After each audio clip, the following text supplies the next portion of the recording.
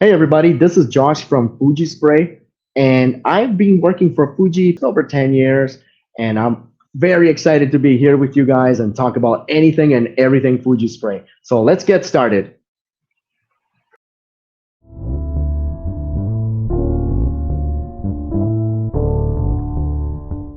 All right, everybody, thanks for joining us. Today we have got Josh with Fuji, and he's joining us. He's going to talk a little bit about the Fuji sprayers, some of the different guns that are available, the different systems available, and give us a few little tips and tricks on what it's like to actually spray finish. So, Josh, thank you for joining us. Thank you for having me here. Always a pleasure. So, I Josh, know. can you tell us a little bit about who you are, your background in finishing, Fuji Spray? Just kind of let everybody know what's going on. Yeah, absolutely, for sure. My name is Josh Barrera. I've been at Fuji Spray for just over 10 years, and I'm currently working in the customer service department as a manager. And I also do a little bit of back projects here and there, the spray finishing workshop being one of them, and sorting out some other trade shows that we have on the go on a yearly basis. Chris, you had a really good question, which is probably the starter for everybody trying to figure out consistency with the finish before they go to spray it. Right. I mean, when you talk to look at the cans will give you estimates on what they can be thinned down to or percentages reduced, things like that. But obviously, when you're getting into spray finishing, especially with the Fuji system, they're so versatile with the different needles and air caps and options that are available. And one of the items that's Mhm. always included in their systems is that Ford viscosity cup. And so I thought, well, this would be a good time for maybe Josh to kind of cover that cup and explain how that would tie into helping you decide the right air cap for the particular finish that you might be spraying. Okay, well, that's probably a $1 million question that we get oftentimes here at Fuji Spray in our customer service department. And what I want to start off is that if whatever explanation is not quite clear here, feel free to jump on our YouTube channel. We also have some videos, and one in particular that shows you how to measure viscosity using our viscosity cup. So I have a little bit of water here that I'm going to show you just briefly how to work with a viscosity cup. And I'm going to pretend for now that this is my finish. This is my coating. Let's say, for instance, I got a shellac, which is very close in consistency to what water is. So we got some water here. We're going to measure the viscosity of shellac, let's say. And I'm going to grab my cup. This is the cup that Fuji Spray includes with all the spray systems and spray guns if you just purchase one alone. This is a number 4 Ford standard cup. Okay, that's the value for it. And what you do is you have to get a stopwatch, which I have right here, your viscosity cup, and of course the coating you're about to spray. With shellac, typically you would want to spray it undiluted and using the 1.0 tip. But for purposes of this demonstration, I'm just going to show you how it actually works. So what I do is, or what you would want to do is, you would want to submerge the entirety of the cup into the coating, into the finish, right below the surface line, and then you bring it up just above the surface line, so you can see the stream coming out from the bottom of the hole here, coming down into the rest of the cup. So you as soon as the stream begins, that's when you use your stopwatch and start counting in seconds. You're going to see the stream coming down. The cup is going to empty out, of course, and to a point where the stream will start to break and just dribble down. That's when you stop your watch and you're going to see a reading in seconds. Typically, with something like shellac or anything close to water, you'll get a 7, maybe even 8 second reading, and that's telling of what kind of viscosity you're working with. If you're doing something like, let's say, latex paint, you're looking at upwards of 80 seconds and probably even 5 minutes. So it depends on what you're going to be spraying. And the reason you want to do this, especially with heavier body coatings, is because you would want to identify the type of air cap set you can use that will conform to the type of consistency of the coating. Or at the same time, you would want to find out whether you should dilute it or not in order to effectively spray it. So something like latex paint, for instance, you don't want to leave it undiluted and just try to spray it as is, because it'll come out very blotchy and it'll just spit onto the surface that you're spraying, and it's not going to look good, of course.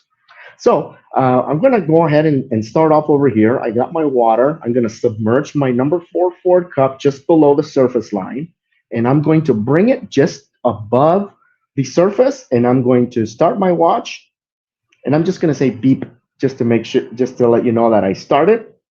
Beep. Okay.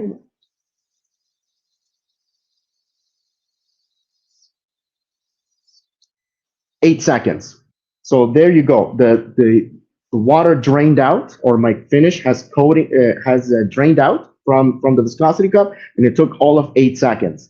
Fuji Spray provides what's called a quick reference sheet, and that in that reference sheet, you're able to see the type of coating that you're spraying, and it'll allow you to identify what air cap set would be most conducive to effectively spray it. For heavier body coatings, as I mentioned, you will need to dilute in order for you to get better results. Ideally, what you would want to do is dilute the least possible to get optimal results. And of course, you're not playing around with the structure of the paint or coating that you're using, so that you're able to get the desired results. I hope that answers your question. Oh, for sure. And that's that chart that you mentioned. It is available in all of your different kits that are in guns, but it's also available as a free download on the Fuji website, which is nice. That's correct. And if you're not able to, for some reason, find it in our website, you can just email us at support@fujispray.com, and we'll be happy to just pass one along to you. Well, that's definitely one of the questions coming up that I have that I get a lot, is as far as, do I really need the whip hose? Mm-hmm. Okay. Having a whip hose is definitely a lot of help. With the standard 25-foot hose that your spray system comes with, it is because it's designed to withstand a lot of heat output from the machine. It is a little bit heavier and cumbersome in some cases to maneuver your spray gun as you're trying to get into intricate angles. So we have available a 6-foot whip hose that you can get. This is an accessory that we offer. It's 6 foot in length, and it's super lightweight, super flexible. As you can see here, I'm almost bending it, which you don't want to do. And then with that in mind, you're able to maneuver your spray gun with so much ease. And of course, it alleviates some of the stress and strain that goes on your wrists when you're spraying for extended periods of time. So this is a very, very useful whip hose. We have in 2 colors. They come in blue, like this one here, and they also come in black if you so have the Hobby Pro spray system. This will go at the end of your 25-foot hose and not directly connected to the machine, because that's not going to be a good picture. So you're going to have your 25-foot hose right after connected to your turbine, and then you're going to have your 6-foot extension, which will be connected directly to your spray gun. So it is very helpful. You're going to find that after long periods of time, long periods of use, this whip hose will definitely be a game changer for you. Yeah, especially if you don't have the muscles yet in your arms, if you're not used to spraying with a gun and having that extra weight, then having the extra weight of the heavy duty hose on top of it, that will definitely make life a little bit easier. Yeah, one of the things definitely is that exact thing. I'll take the heavy hose out of the box, and I'll say, hold this. And then I'll take the whip hose out, and I'll say, hold this. This is what you want to hold on to at the end of the gun, not that. And almost every single time they'll buy that whip hose just because of the weight. Yes, definitely. And you know, when you're spraying, so I'm just going to give you a little bit of scenario what it would actually look like. You would want to hold the whip hose with the other hand too, so you have better maneuverability. Whereas with the standard 25-foot hose, because it's a little bit more rigid, it does become cumbersome for it to react to the way you want it to when you're spraying in different angles. Mm-hmm. Yeah, especially if you have contours, chairs. If you have chairs or you have to do chairs or anything like that, the whip hose is well worth its weight in gold. Definitely. You've tested it with the Ford Cup And now let's say that on the back of the manufacturer's instructions, they say do not dilute, do not thin. So what are your Oh, options yeah. now? Okay, that's a tough conundrum. Right. So diluting will be necessary for the most part when it comes to thicker coating materials. You would want to dilute the least possible, that's for sure. If let's say for instance you can dilute up to 10% at most, because that's what most coatings manufacturers will allow, up to 10%, sometimes even 7%. I would start a little bit less than that, maybe 5%, and go from there, see what results you're getting. If you need to dilute a little bit more, then yes, go ahead and do that. And of course, with visiting the quick reference guide, and I may stipulate that this is only a reference sheet. It doesn't mean it's written in stone. You should follow it to the T. It's only a suggestive reference sheet. And so it'll give you a good starting point where or around whereabouts you should start diluting to. And so coming back to your question is, a lot of these coating manufacturers will tell you you can dilute a little bit. And so with that in mind, just dilute the least possible, use the adequate air cap set in accordance to the quick reference sheet, and test it out. You can't dive into a spray project and not having to do any of these checks, or having to not test it out to see how well it sprays, and troubleshoot if any issues you may see. Because once you start spraying the actual product or project rather, and you start seeing these problems, then it's that much more difficult to go back and fix it, whereby you could have tested it out in the first place. Mm-hmm. Okay. It's always having a test piece to try it out first, make sure your coating's going on the way you want it to before you just start going right at it would be a good way to test. Absolutely. Good. And I love the fact that you guys offer so many different air caps to be able to make those adjustments, you know. So if you do need to go from something larger than a 1.3, I mean, you've got those sizes. No matter which gun you have different options available for each of those, and I found that crazy beneficial. We did a video not long ago where we sprayed the boss's desk with a water-based urethane. Well, we also used a shellac as a sealer. Well, so we needed a smaller air cap set for the shellac. Then we were able to bump up and go with the larger air cap set for the urethane, and that worked out really well in that particular video. Thankfully, I had that testing done. I kind of knew what to look for with the flow. Mm-hmm. Could add some problems, you know, on our video there, but I found that the Fuji system is just so well made, and the quality is just really good, that having those options just makes it even that more important of a system to use if you're going to get into spray finishing. Oh, definitely. And I have two air cap sets here that we can use as examples.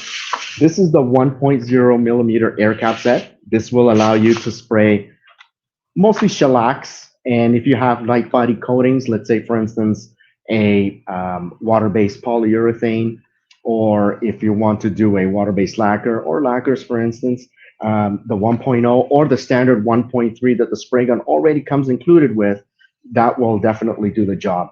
And I'm just going to show you the other more popular air cap set, which is the 1.8 millimeter air cap set. And this is when you get into heavier coating, heavier body coatings, such as latex paints. If you want to do, that very thick stuff, like let's say, for instance, the Bullseye primer, the Bullseye 123. This guy here with proper dilution, of course, will allow you to spray that. You can definitely jump up to a 2.0 if you so need to.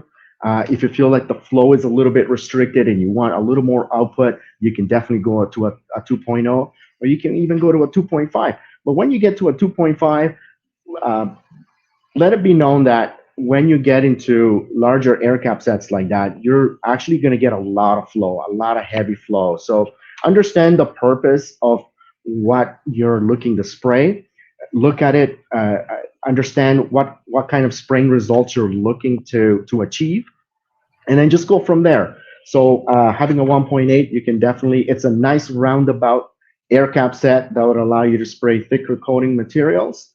And then the 1.3 is a nice middle of the way sort of air cap set for polyurethanes and even lighter body coatings. And then when you get to shellacs, you can do the 1.0, which is also conducive to the 1.0 is also conducive to the polyurethanes and so on. So these are the most common air cap sets that you will see out there. And then, of course, the 1.3 millimeter air cap set for top coats and sealants and so on. Very good. So if I wanted to put on 3 coats at one time, you're saying the 2.5 is the way to go? Well, you can try it out. You can try it out. You might be surprised on what the capabilities are of the 2.5, let's say coupled with a 5-stage spray system. It doesn't hurt to try it out and see what results you're getting. And it may not be the perfect recipe for somebody else, but if it works for you, then by all means, go for it. Well, so that's a good question to get into next is the turbine stages. You've got 2s, 3s, 4s, and 5s. So what do you got here? We've got some semi-pro 2s and some Q5s. Tell us a little bit about the lineup. That's correct. So what we got here is our Semi-Pro 2, which is our entry-level spray system. It is part of the DIY series. And if you notice, all of our spray systems have a number right beside it. So that's the Semi-Pro 2. We got a Mini-Mite 3, Q5, and so on. So what that means is that the size of the motor.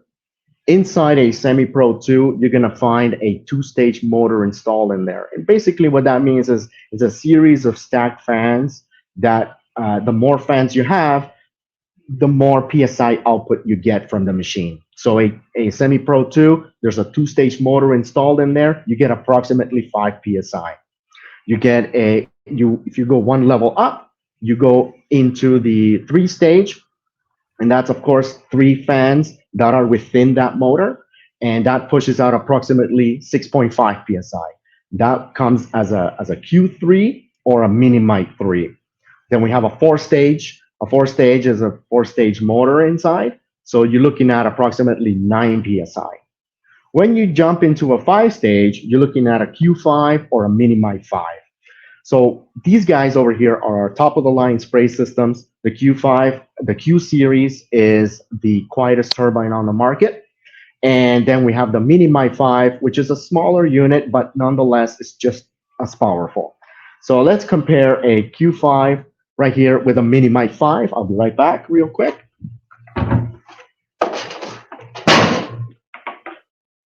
Perfect sound effects. So over here is a Mini-Mite 5 and a Q5. They both have the same size motor installed in them, a 5-stage motor. They both put out 9.5 PSI. The Q, which stands for quiet, would be the quieter of the two.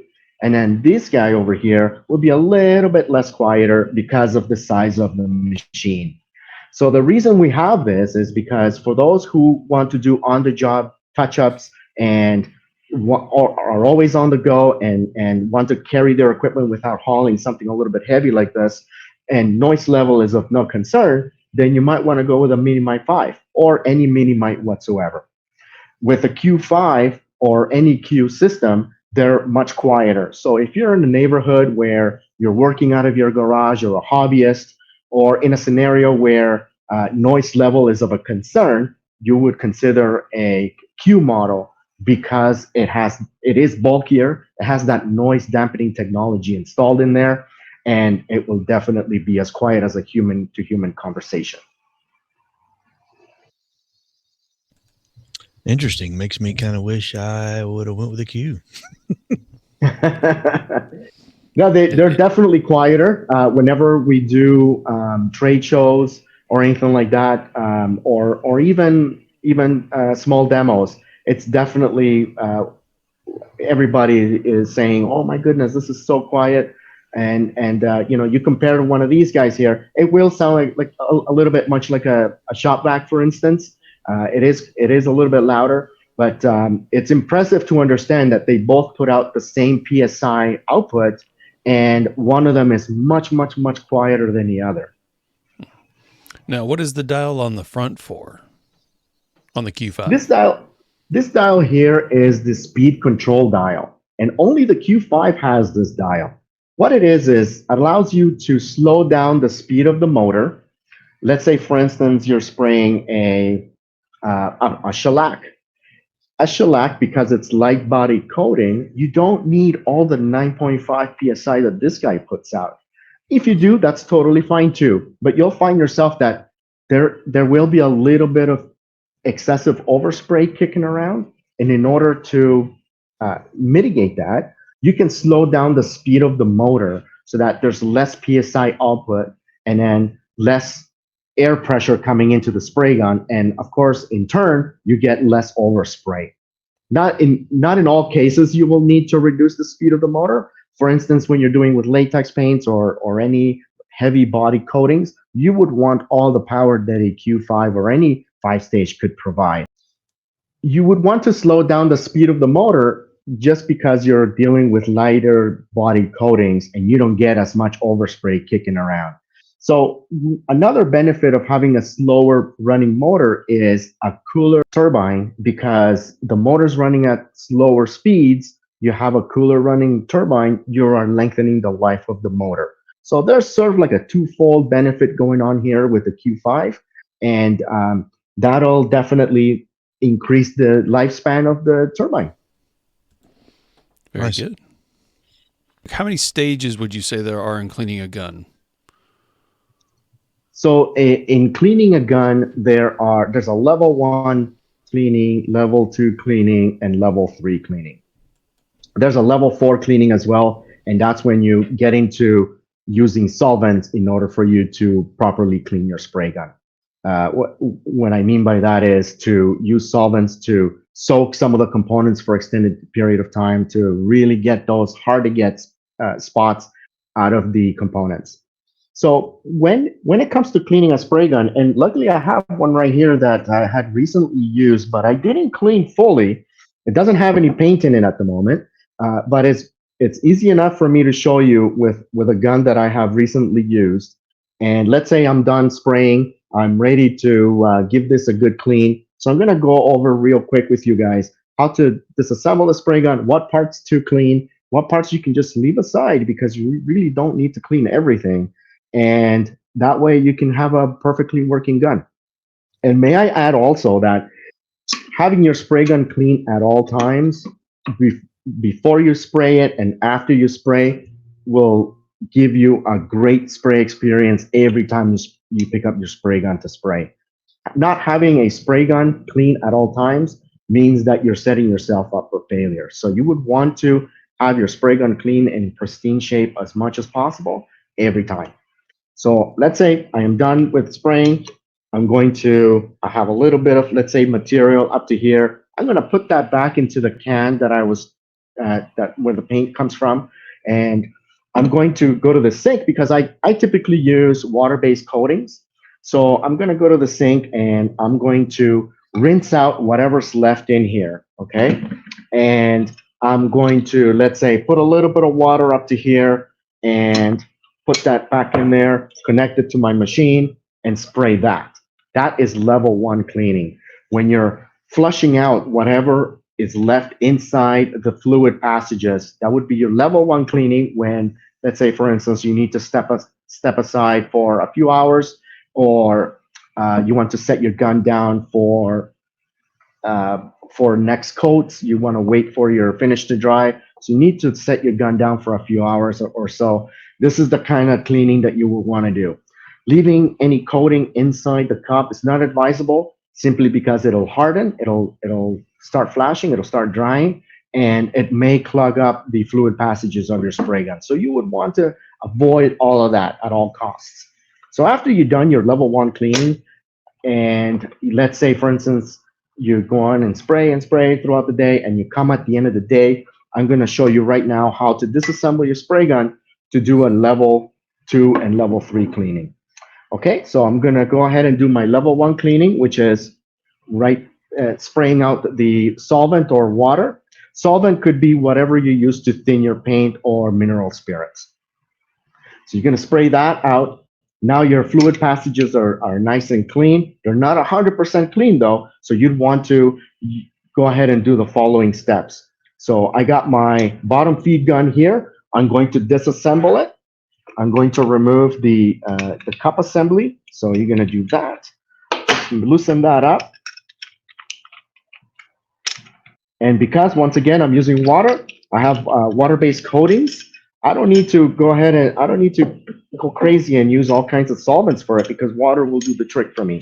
So I'm going to clean this up very nicely all the way to the top. Sometimes a little bit overspray comes to the top of that, so I clean that. And I have my cup cleaned, so I'm going to set that aside. Okay, what I typically do is remove the little component here. Sorry. Check valve. Okay. What I do typically is remove the check valve so it doesn't get wet. And I'm going to go ahead and remove all the components from the spray gun. I'm going to start off with the back where the needle sits. So put that aside. I don't really need to clean it unless you find some paint on it. Then you can go ahead and do that. Pull the trigger and you're going to see the back of the needle come out a little bit. And you can put this in actually to wash because the tip will always have a little bit of paint residue on there. So I'm going to put that in the sink. Coming to the front here, my air cap sometimes gets a little bit of overspray, so I'm just going to clean that too. Okay, so I'm going to put that there. And this collar doesn't typically get paint on it, so I'm going to just put it aside. You don't need to wash that. Get my wrench. Have my gun pointing upwards, otherwise all the components will fall out. So by having the gun pointing upwards, you're making yourself a life easier. Here's the fluid nozzle. You'll always have paint in there when you spray, so I'm gonna put that in the wash.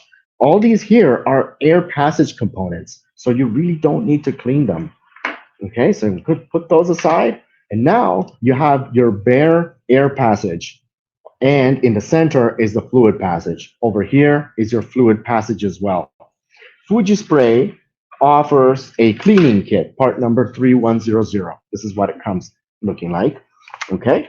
And inside that cleaning kit, you get a whole bunch of set of brushes. It's a 19-piece kit. You get all kinds of different size brushes, including a lubricant bottle. So what I'm going to do is use that one of the brushes from the cleaning kit, and then just run water from here and coming out on the bottom. Okay, so water's running down here. I'm going to go in there with my cleaning brush, get that cleaned out, and run water down this way and get that cleaned out, and then water will just come out from the front center. Okay, and voila, your spray gun is fully clean.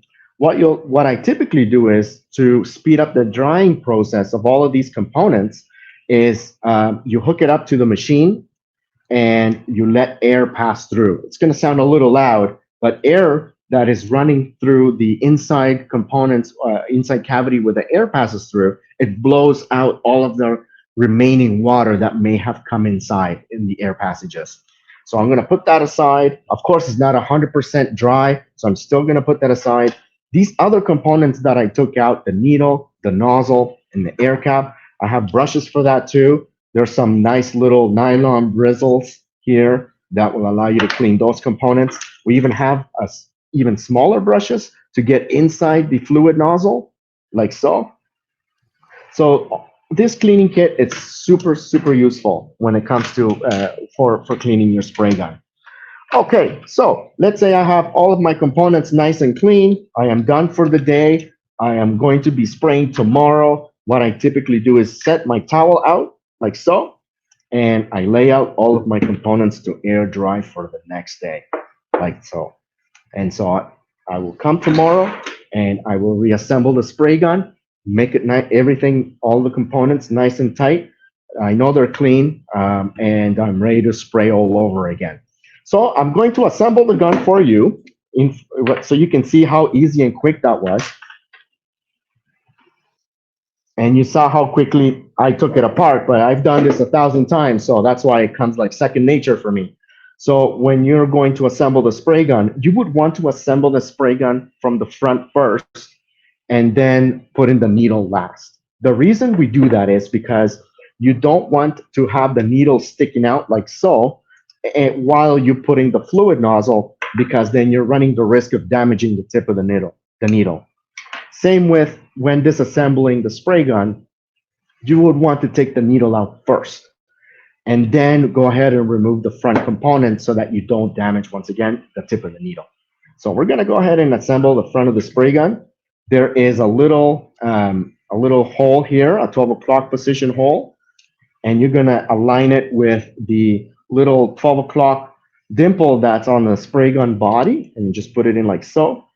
And you're going to grab your diffuser and diffuser seal together. And there's a little notch here that sticks out. That is to align with the air divider and air divider seal together into the gun body. And this guy here, the fluid nozzle, will lock everything in place. Whenever you're doing the fluid nozzle, always be sure to use the wrench to give it a nice tightening, whether you're changing the air cap set to a different size or whether you're assembling your gun after a good clean. Make sure this is nice and snug, because otherwise you're going to see a lot of leakage come out from the threads, and that's because it's not tight enough. So I'm going to go ahead and continue on with the front of the spray gun and continue reassembling. You see how quick this is? And I'm still doing some talking while I'm doing it. So this is pretty quick and easy.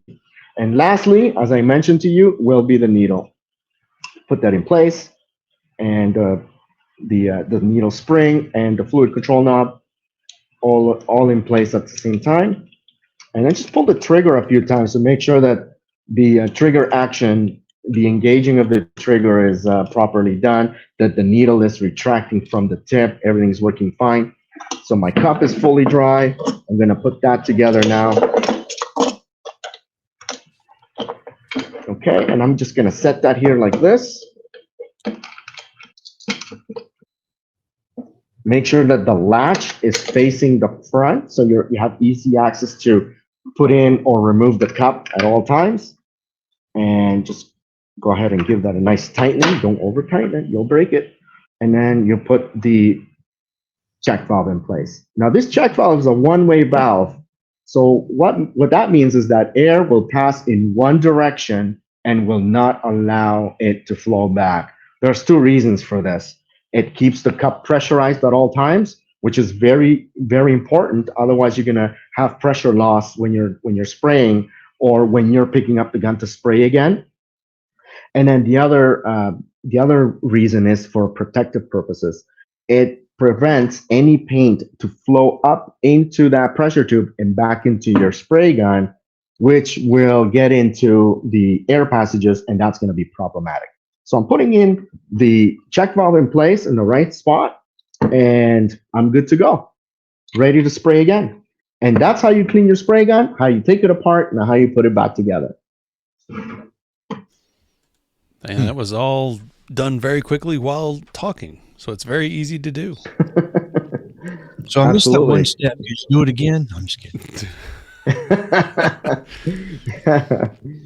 So in a gravity feed spray gun scenario, it will be slightly easier because you don't have to deal with cleaning the pickup tube of the bottom feed cup as you would with a gravity feed cup, because all you have is the inside of the cup and then the bottom of the cup, and that's it. And then the lid. That's all the cleaning you'll need to do on this end.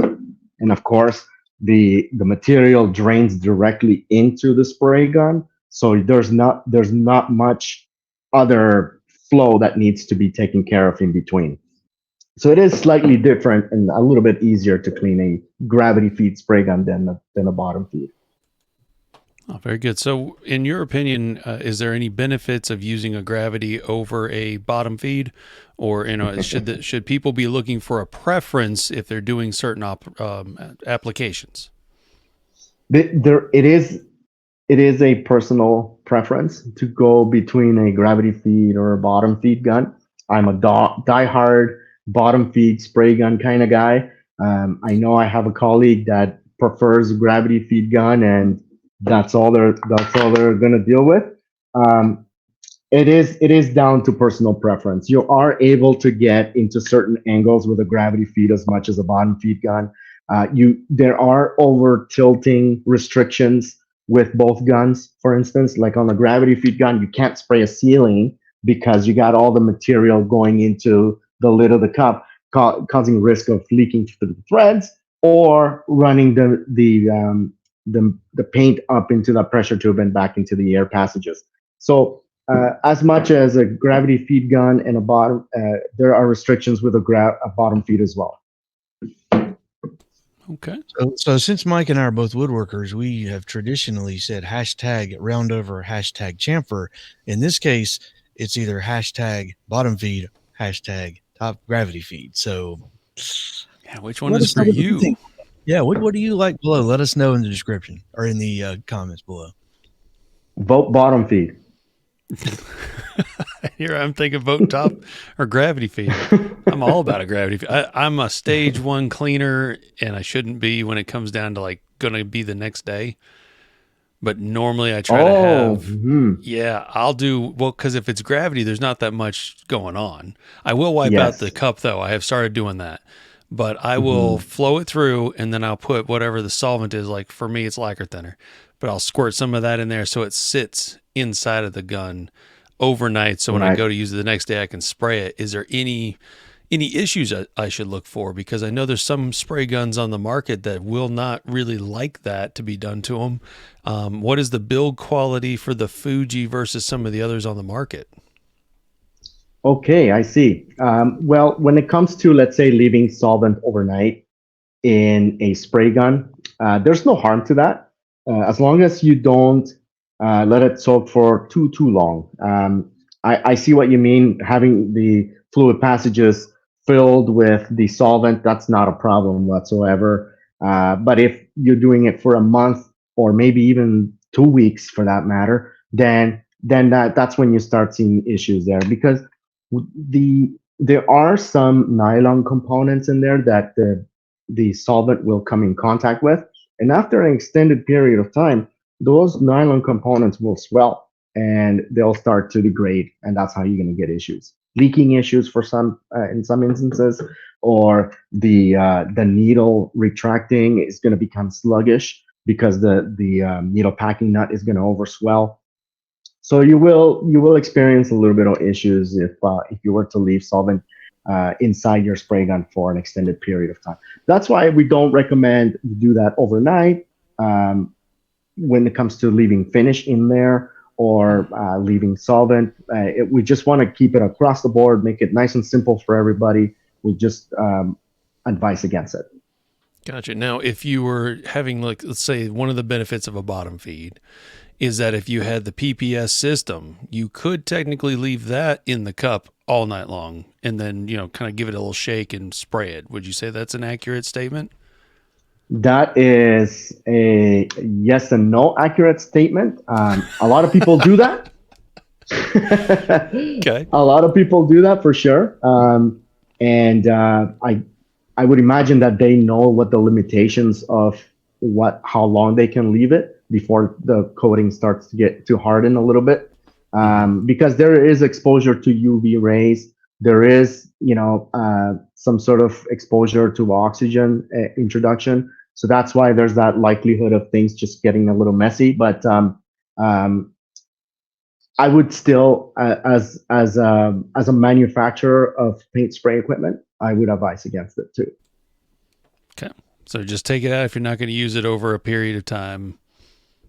Because I think 2 hours is a good time frame where it starts to settle. And when it starts to settle, it also makes your life a lot harder when it comes down to cleaning, because then you have to get all of that settling out. That's correct. Yeah. And that's a bigger nightmare. There's only so much little bit of flushing can do. Once it starts to set, I've cleaned spray guns to a point where you remove the cup assembly and you have your cup there, and your gun is not there, but you're removing this long strand of latex paint all dried up, and it just it looks like you're doing an operation. So you don't want it to get to that degree. No, there's some things you don't want to experience in spray finishing. That's one of them. Oh, for sure. That's one of the nightmares that you don't want to experience. Well, So remember, kids, always clean your guns when you're done playing with them. And we also have cleaning videos in our YouTube page that people can visit. We have videos on how to assemble and disassemble a spray gun effectively, cleaning videos, how to maintain your turbine, how to swap out an air cap set. A lot of videos that you might find useful along the way as you're using your spray equipment. We have those. And of course, if there's something you don't see there that you're still unsure how to do, then you feel free to reach us at support@fujispray.com. We're always happy to help. Yeah, I can definitely attest to that. If you have any questions or any technical advice as far as when you're getting the sprayer going or you're in the middle of something and something happens, definitely reach out to Fuji Spray or at Klingspor's Woodworking Shop. Chris now is getting into the turbine life, so he knows a lot more about it and can help answer questions when it comes down to it. I myself can help answer as many questions as I can. I've got a Q5 and I absolutely love it. So it all depends. I will say that we started out with a Mini Mite 3. It's not that it's loud, but I will say that the comparison to the Q5 is worth every penny, especially if you have neighbors near you, really close to you, or maybe if you are trying to do some work at home and you have someone sleeping in the house, like a child, you're caring for them, whatever you want to say. If you need to make sure that the sprayer is not loud, like a shop vac, then yeah, absolutely look at the Q series. It's great for DIY. It's a higher price point, but I think for the longevity, if you look at spraying, that it's a worthwhile investment. Absolutely. And then there are folks out there who are on the fence, should I get let's say a Mini Mite 3 or a Q5? I should say that, and this is what we always say, is that the higher you go in potency of the machine, let's say between a Mini Mite 3 and a Q5, you're going to definitely see the difference. It'll complement the work that you've put into building a piece of furniture. It'll complement the hard work you've placed into prepping the piece of furniture, and you'll definitely see the difference in the results.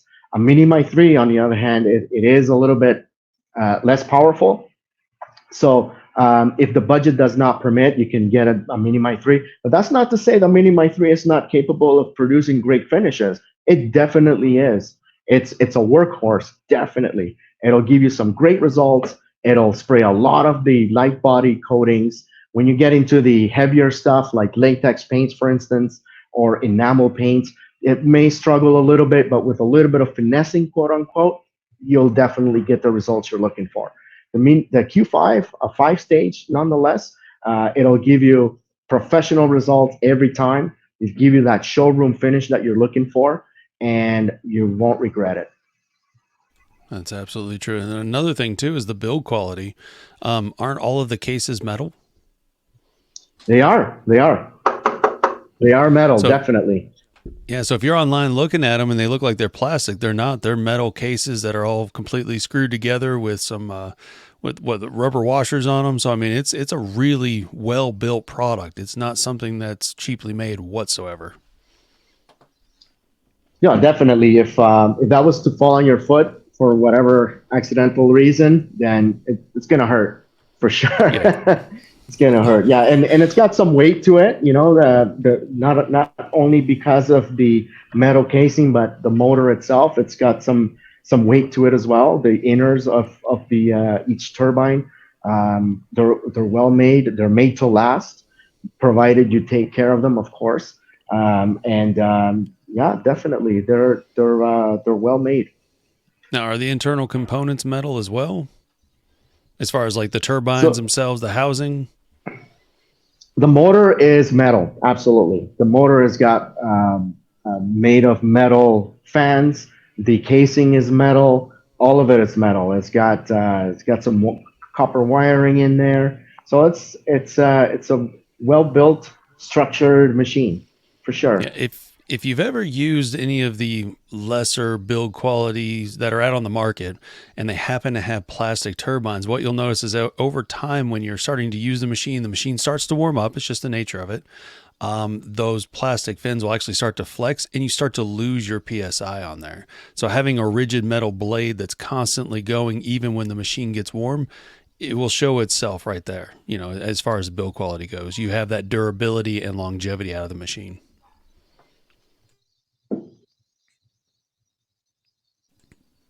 Well, great, Josh. I don't have any other questions, man. You've been here an hour and you've knocked it out. Okay. So, Well, yeah. So thanks a is there lot. anything that you want to say, and then we'll just do an intro to it, and we'll be done for the day, man. This went really Sure. smoothly. Oh, thank you. Yeah, I just have a few words when it comes to spray finishing, and that comes from mainly the dilution. When you're diluting your coating, the heavier body coatings that is, when you're diluting them, always keep in mind to dilute the least as possible.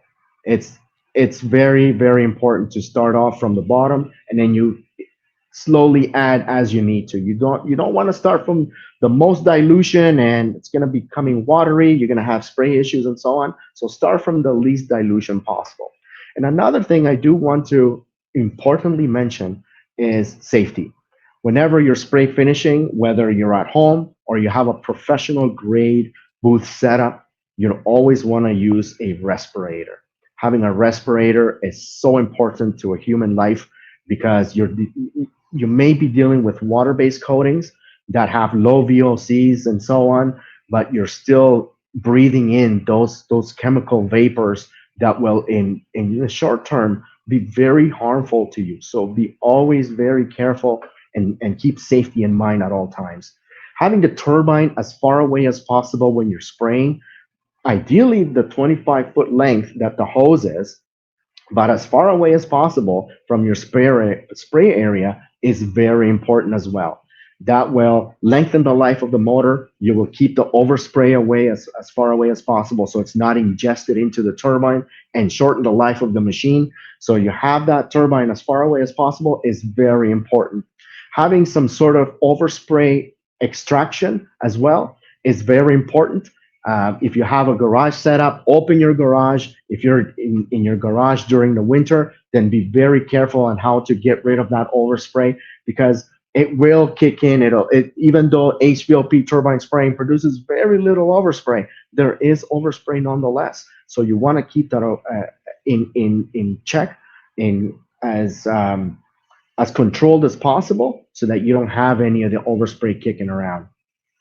And that's all I wanted to sort of briefly mention as far as spray finishing goes.